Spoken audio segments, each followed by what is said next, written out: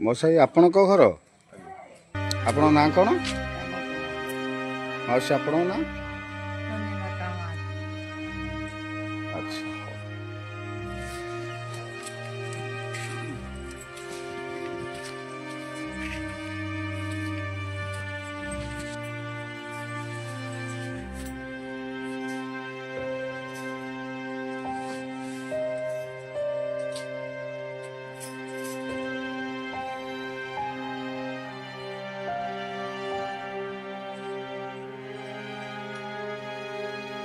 ମାଉସୀ ବୟସ କେତେ? 40। କେମିତି କ'ଣ ଆଗରୁ ଜାଣିଥିଲେ? ନାଇଁ ସେ ବାହାରେ କାମ କରେ। ପୁଅ ନାଁ କ'ଣ ମାଉସୀ? ସିଲୁ ମହାନ୍ତି।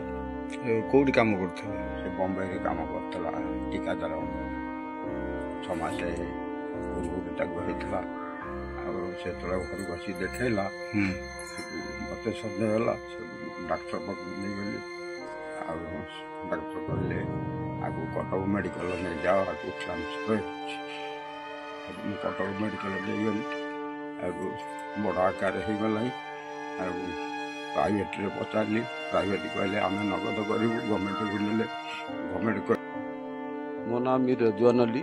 ମୁଁ ଜଣେ ଅବସର ପ୍ରଧାନ ଶିକ୍ଷକ। ମୋ ଘର ବ୍ରହ୍ମପୁର ନଗସପୁର ଗ୍ରାମ ପଞ୍ଚାୟତରେ।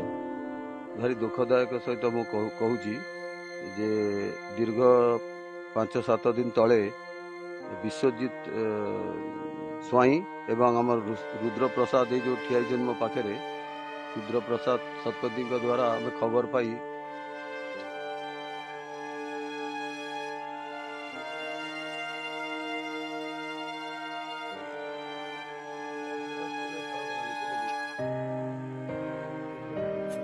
ଆଚ୍ଛା ମଉସା ଆପଣଙ୍କର ପରିଚୟ କ'ଣ?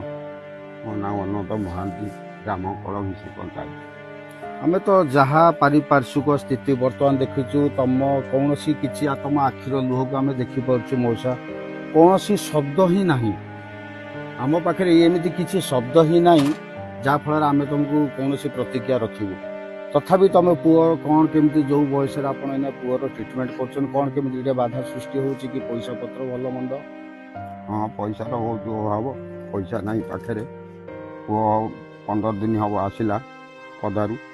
ମୋତେ ଯେତେବେଳେ ଦେଖାଇଲା ବାପା ଏଇଆ ହେଇଛି, ମୁଁ ନେଇକି ଡାକ୍ତର ଚିକିତ୍ସା କରେଇଲି। ଡାକ୍ତର କହିଲେ କ୍ୟାନ୍ସର ହେଇଛି। ସେକୁ ମୁଁ ତୁରନ୍ତ ନେଇକରି ମେଡ଼ିକାଲରେ ଚିକିତ୍ସା ଜୀବନ ଭିତରେ କଂସା ବାସନ ବନ୍ଧା ପକାଇ ନେଇ ପଳେଇଲି। ଅପରେସନ୍ କଲା ପରେ ଆଉ ପଇସା ଅଭାବ ପଡ଼ିଲା। ଏନାକେ ତା ପାଇଁକା କିଛି ମୁଁ ସଂଗ୍ରହ କରିପାରୁନି। ପୋଷଣାହାରୀ ପୁଅ ସିଏ, ତାଙ୍କର 4ଟି ଛୁଆ, ସିଏ ସ୍ୱାମୀ ସ୍ତ୍ରୀ, ଆମେ ବାପା ମା।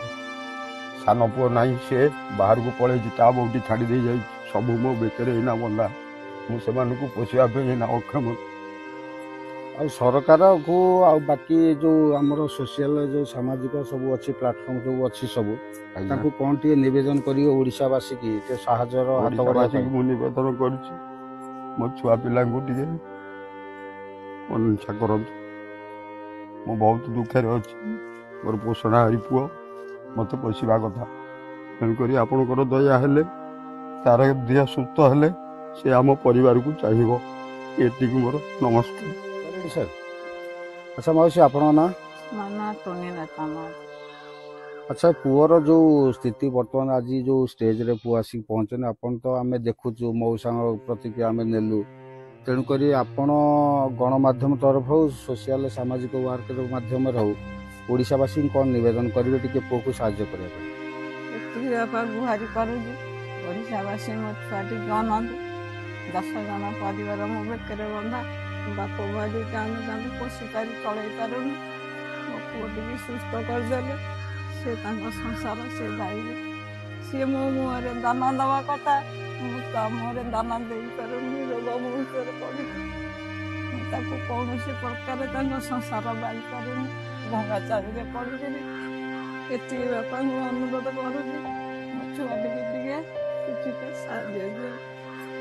ଆଉ ଏଇ ଯେଉଁ ବର୍ତ୍ତମାନ ଯେଉଁ ମୀର ରେଜୱାନ ସାର୍ ଆସିଥିଲେ, ସୁଲତାନ ଭାଇ ଆସୁଛନ୍ତି ସହଯୋଗରେ ହାତ ବଢ଼ାଇବା ପାଇଁ, ଆଜି ତମ ଦୁଆର ଏସବୁ ତାଙ୍କୁ ଦେଖିକି ସେ ଯେତିକି ସାହାଯ୍ୟ ସହଯୋଗ କରୁଛନ୍ତି, ତ ମାଉସୀ ସେଥିରେ ଖୁସି ଅଛ ତ?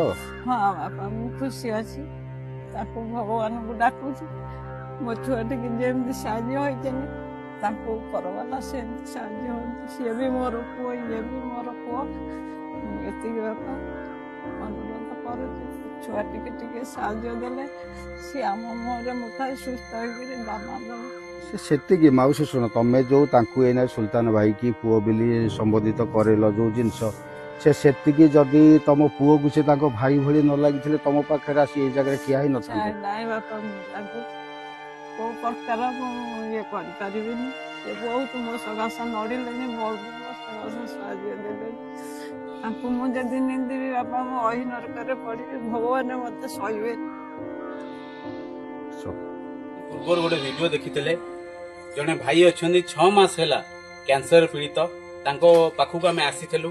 ତାଙ୍କ ବାବା ମା ଯିଏ ଗୁହାରି ହେଇଥିଲେ କି ତାଙ୍କ ପିଲାର ଟ୍ରିଟମେଣ୍ଟ ପାଇଁ, ଯେହେତୁ ଘରେ ଖାଇବାକୁ କିଛି ଅସୁବିଧା ଫେସ୍ କରୁଥିଲେ, ତ ଆମ ଦ୍ୱାରା ଯାହା ସମ୍ଭବ ହେଇଛି, ବାବାଙ୍କ ଦ୍ୱାରା, ମୋ ଦ୍ୱାରା ଆଉ ରୁଦ୍ର ଭାଇ ଦ୍ୱାରା ଯାହା ସମ୍ଭବ ହେଇଛି ଆମେ ତାଙ୍କ ପାଇଁ ଆଜି କରିଛୁ। କିଛିଟା ଡ୍ରେସ୍ ଆସିଛି ତାଙ୍କ ପିଲାଙ୍କ ପାଇଁ। ଏ ଡ୍ରେସ୍ ଅଛି, 2ଟା ଡ୍ରେସ୍ ଅଛି ଝିଅ ପାଇଁ, ବଡ଼ ଝିଅ ପାଇଁ। এটা হচ্ছে সান ঝিও পাই। ଏ କ୍ଲିପ୍ 2ଟା ସାନ ଝିଅ ପାଇଁ ଆଉ ଗୋଟେ ଡ୍ରେସ୍ ଅଛି। ଏଟା ହଉଛି ପୁଅ ପାଇଁ ଘର ହେଲା, ତମ ପାଇଁ, ତମ ଭାଇ ପାଇଁ ହେଲା। ଆଉ 2ଟା ଗଞ୍ଜି ଅଛି।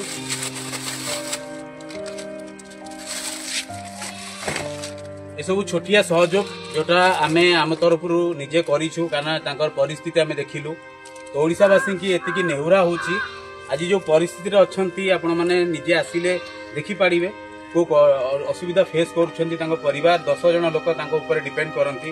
ଜଣେ ଲୋକ ଯଦି ଏମିତି ଅବସ୍ଥାରେ ପହଞ୍ଚିବେ, ଆଉ ବାବା ମା ଯେଉଁ ବୁଢ଼ା ଅବସ୍ଥାର, ବୃଦ୍ଧା ଅବସ୍ଥାରେ ଅଛନ୍ତି, ତାଙ୍କ ମାନଙ୍କର ସକ୍ଷମ ସେତିକି ନାହିଁ କି ଗୋଟେ ପରିବାରକୁ ପୋଷି ପାରିବେ। ଆପଣମାନଙ୍କୁ ହାତ ଯୋଡ଼ି ନେହୁରା ହେଉଛି, ପ୍ଲିଜ୍ ଏ ଭାଇଙ୍କ ପାଇଁ ସାମ୍ନାକୁ ଆସନ୍ତୁ। ତାଙ୍କ ଫୋନ୍ରେ ଡାଇରେକ୍ଟ ଆପଣ କଲ୍ କରି କଥା ହେଇପାରିବେ, ସେଇଟା ତାଙ୍କର ଡାଇରେକ୍ଟ ନମ୍ବର। ଭିଡ଼ିଓ କଲ୍ ମାଧ୍ୟମରେ ଆପଣ ଦେଖି ବି ପାରିବେ। ଯେତିକି ହେଇପାରୁଛି ଡୋନେଟ୍ କରନ୍ତୁ, ଭିଡ଼ିଓକୁ ଅଧିକ ସେୟାର କରନ୍ତୁ। ଭାଇଙ୍କ ଅବସ୍ଥା ଦେଖିପାରୁଛନ୍ତି, କ୍ୟାନ୍ସର କେଉଁ ଜାଗାରେ କଟା ହେଇଛି, କ'ଣ କେମିତି ଅବସ୍ଥା ଅଛି। ଏତିକି ରିକ୍ୱେଷ୍ଟ କରିବି, ଓଡ଼ିଶାବାସୀ ପୁରା ଏକଜୁଟ ହେଇଯାଆନ୍ତୁ, ଭାଇଙ୍କ ପାଇଁ ଆଗକୁ ଆସନ୍ତୁ। ଧନ୍ୟବାଦ।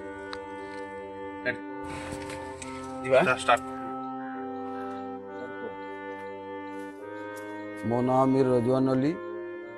ମୋ ଗାଁ ନାଁ ହେଉଛି ବ୍ରହ୍ମପୁର, ନଗସପୁର ଗ୍ରାମ ପଞ୍ଚାୟତରେ ଘର। ମୁଁ ଜଣେ ଅବସର ପ୍ରଧାନ ଶିକ୍ଷକ।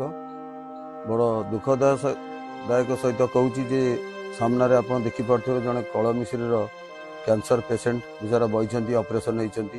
ବହୁତ ଗରିବ ଶ୍ରେଣୀର ଲୋକ। ତାଙ୍କ ପିଲା ଛୁଆ 4ଟି, ସ୍ୱାମୀ ସ୍ତ୍ରୀ 2, 6, ବାପା ମା 2, 8 ଜଣ ପରିବାର ଆଙ୍କର ଉପରେ ନିର୍ଭର କରୁଥିଲେ।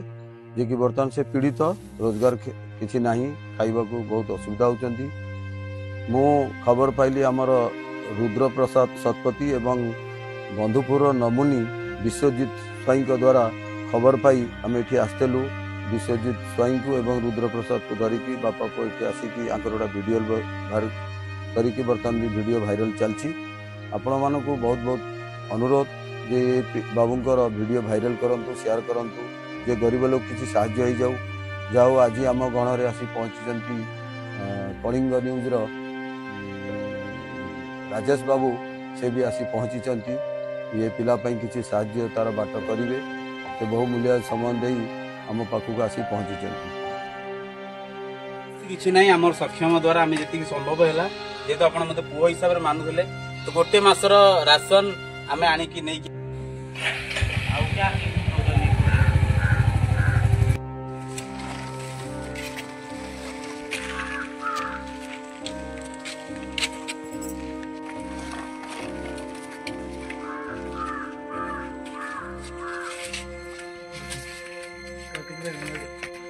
ନାଚ ମାରି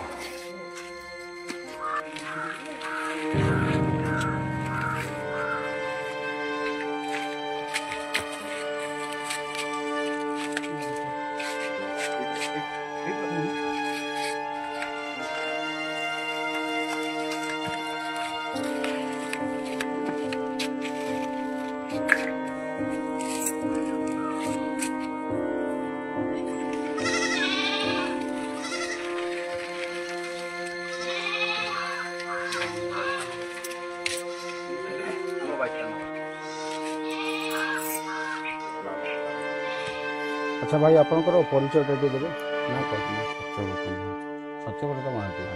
ଏ କେବେଠାରୁ ଏମିତି ଆପଣ ଜାଣିଲେ ଯେଉଁ ପ୍ରୋବ୍ଲେମ୍ କ୍ରିଏଟିଂ ମହାନ୍ତି। 6 ମାସ ହେଲାଣି? ଫାଷ୍ଟରୁ କିଛି ଜାଣିଥିଲେ କି? ଫାଷ୍ଟ ଭିତରେ ରହୁଥିଲା ମୁଁ ଜାଣିପାରିଲିନି, ତାପରେ 2-3 ମାସ ପରେ ପେନ୍ ହେଲା ମୁଁ ଜାଣିପାରିଲି କିଛି ଗୋଟେ ଅସୁବିଧା ହେଉଛି, ତାପରେ ସେଠୁ ଘରକୁ ଆସିଲି। ଘରେ ଯେମିତି ଆପଣଙ୍କ ବାପା ମା କହୁଥିଲେ ତମ ଉପରେ ପରିବାର ଟୋଟାଲ ଡିପେଣ୍ଡ ବୋଲି ସେତେବେଳେ କହୁଥିଲେ, ଆପଣ ବାହାରେ ଏକା ରହିକି କାମ କରୁଥିଲେ କମ୍ପାନୀରେ। ଆଜ୍ଞା। ସେଠୁ ଆସିଲା ପରେ ଏ ଯେଉଁ ବର୍ତ୍ତମାନ କୌଣସି ସରକାରୀ ସୁବିଧା କିଛି ଆପଣଙ୍କୁ ମିଳିଛି କି? ମିଳିନି। ଆପଣ ଜଣେଇଥିଲେ, ଆପଣ ଯେଉଁ ଗ୍ରାମର ଯେଉଁ ସରପଞ୍ଚ ଥିଲେ ସେମାନେ ଯେଉଁ ତାଙ୍କୁ ଜଣେଇଥିଲେ କିଛି କି? ନା, ତାଙ୍କୁ ଜଣାହେଇନି। ଜଣେଇନାହାନ୍ତି? ଆଉ ଟିକେ ଆମ ମିଡ଼ିଆ ତରଫରୁ ଏ ସୋସିଆଲ ୱାର୍କର ଯେଉଁ ସାର୍ ମାନେ ଅଛନ୍ତି, ମିର୍ ସାର୍ ଅଛନ୍ତି, ସୁଲତାନ ସାର୍ ଅଛନ୍ତି, ରୁଦ୍ରବାବୁ ହେରିକା ସବୁ ଅଛନ୍ତି, ଆଜି ସେ ଯାହା ବି କିଛି ସହଯୋଗରେ ହାତ ବଢ଼େଇଛନ୍ତି, ଆମର ତ ସବୁଯାକ ଜିନିଷ ସେ ଫୁଲଫିଲ୍ କରିପାରିବେନି, ଖାଲି ଗୋଟେ ଜଣେ ଚାହିଁଲେ ବି ସମାଧାନ ଏ କ୍ଷେତ୍ରରେ ହେଇପାରିବେନି। ତେଣୁକରି ସାରା ଓଡ଼ିଶାବାସୀକୁ ଆପଣ ଟିକେ ରିକ୍ୱେଷ୍ଟ ରଖିବେ କି ଆପଣଙ୍କୁ ସପୋର୍ଟ କରିବା ପାଇଁ ନିବେଦନ କରିବେ। ଆଜ୍ଞା। କୁହନ୍ତୁ ଟିକେ ସାରା ଓଡ଼ିଶାବାସୀ। ମୁଁ ସାରା ଓଡ଼ିଶାବାସୀଙ୍କୁ ରିକ୍ୱେଷ୍ଟ କରି କହୁଛି, ହାତ ଯୋଡ଼ିକି ନିବେଦନ କରୁଛି ଯେ ମୁଁ ଗୋଟେ ଗରିବ ପିଲା, ମୋ ବେକରେ 10 କୁଟୁମ୍ବ ବନ୍ଧା ଅଛନ୍ତି, ଆଉ ଯଦି ଟିକେ ଦୟା କରିବେ ତାହେଲେ ମୋ ଛୁଆ ପିଲା ବଞ୍ଚିଯିବେ, ମୋ ଫ୍ୟାମିଲି ବି ବଞ୍ଚିଯିବେ, ଆଉ ମୁଁ ବି ମଧ୍ୟ ବଞ୍ଚିଯିବି। ଏ ଯେଉଁ ସୁଲତାନ ସାର୍, ମୀର ସାର୍ ଆଉ ଯେଉଁ ରୁଦ୍ରବାବୁ ଯେତିକି ଆସିଛନ୍ତି, ଆପଣ ଯେଉଁ ଆମର ରାସନ ସାମଗ୍ରୀ ଆଣିକି ଆସିଛନ୍ତି ଆଜି ଧର ମାସେ ପାଇଁ କି 2 ମାସ ପାଇଁ, ତାଙ୍କୁ କେତେ ଧନ୍ୟବାଦ ଜଣାଇବେ? ତାଙ୍କୁ ତ ଭଗବାନଙ୍କ ଦୟାରୁ ବହୁତ ଧନ୍ୟବାଦ କିଛି କହିପାରିବିନି, ସେମାନେ ବହୁତ ମୋତେ ସାହାଯ୍ୟ କରିଛନ୍ତି, ଆଉ ତାଙ୍କ ମୋ ପାଟିରେ ବି କିଛି ଭାଷା ବି ନାହିଁ ତାଙ୍କୁ ମାନେ ଧନ୍ୟବାଦ ଦେବା ପାଇଁ। ମୁଁ ଏତିକି ଡାକୁଛି ଭଗବାନ ତାଙ୍କୁ ସବୁ ଭଲ ହିଁ ରଖୁ।